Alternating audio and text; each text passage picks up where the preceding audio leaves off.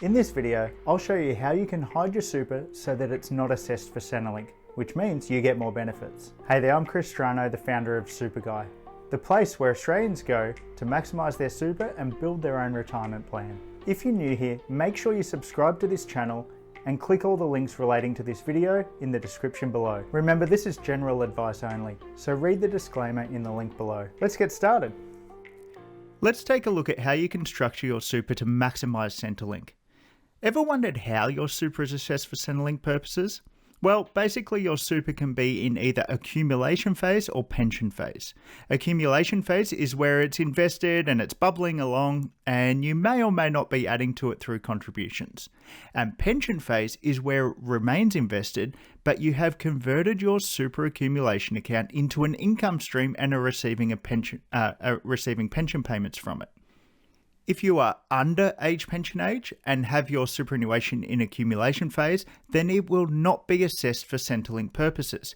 However, if it's in pension phase, even though you are under pension age, it will be assessed under the income and assets test for Centrelink purposes.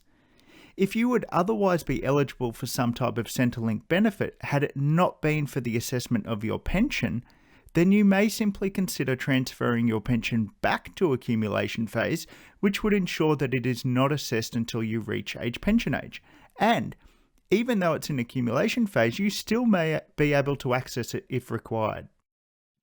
What if you're over pension age? Well, it doesn't matter whether your super is in pension phase or accumulation phase. It will be fully assessed by Centrelink under both the income and assets test. So one option you might consider here is if you have a younger spouse who is under pension age, is whether it would be beneficial to say withdraw some or all of your super and contribute it into your spouse's super accumulation account, which won't be assessed by Centrelink until they reach pension age. Obviously, if you are going to do this, you need to keep in mind that this money will now be your spouse's and not yours. And you also need to be mindful of any tax implications on withdrawing your super, any contribution limits on getting it into your spouse's account, and then any accessibility issues once your spouse has contributed to their super. But once you've addressed all of those considerations, this strategy can significantly increase Centrelink benefits. So there you go. Will this strategy work for you?